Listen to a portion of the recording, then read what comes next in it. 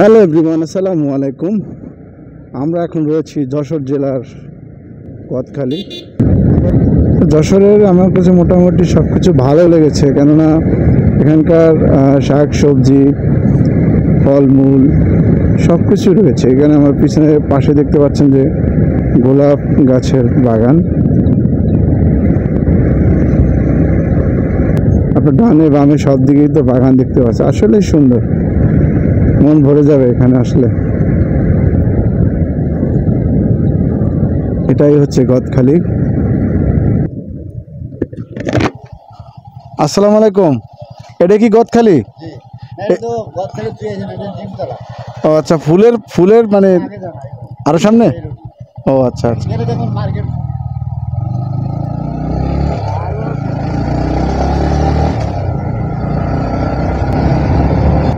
দুই ধারে সবখানে কিন্তু ফুলের আছে, চাষাবাদ করতেছে তারা।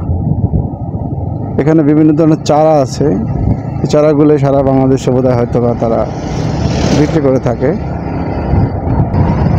আমরা যারা বাংলাদেশের মানুষ, যারা শৌখিন টাইপের, যারা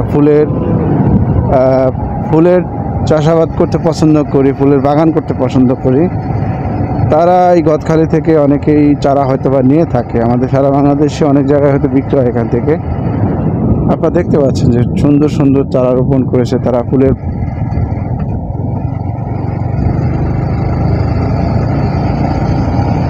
এখান থেকে সারা বাংলাদেশে বিভিন্ন রাষ্ট্রেও বোধহয় সম্ভবত ফুল যায়, ফুলের চারা যায়, দেখার মতন।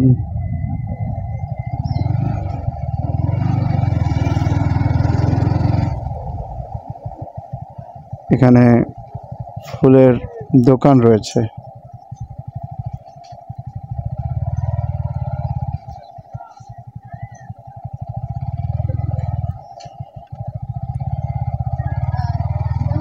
আমি আপনাদেরকে দেখানোর চেষ্টা করব জাস্ট আমাদের বাংলাদেশের কত সুন্দর সুন্দর যে স্পটগুলো রয়েছে, তার মধ্যে অন্যতম যশোর জেলার এই গদখালি। এখানে প্রচুর পরিমাণের ফুলের বাগান রয়েছে, ফুলের চাষাবাদ করে, ফুলের গাছ তৈরি করে। এখান থেকে সারা বাংলাদেশেও তথা বিভিন্ন রাষ্ট্রে এখান থেকে ফুল এবং গাছ তারা রপ্তানি করে থাকে। আসলে এটা গর্বের বিষয় যে এখান থেকে আমাদের বাংলাদেশ থেকে বিভিন্ন রাষ্ট্রে ফুল যায়। আর তোমার কেমন লাগতেছে? অনেক অনেক আমার অনুভূতিটা বোঝাতে পারবো না যে এতটা ভালো লাগতেছে।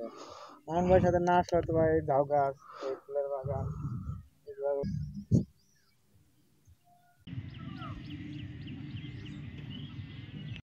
আমরা এখন রয়েছি যশোর জেলার গদখালি, একটি ফুলের বাগান। সারা বাংলাদেশেই এখান থেকে ফুল এবং ফুলের চারা যেয়ে থাকে।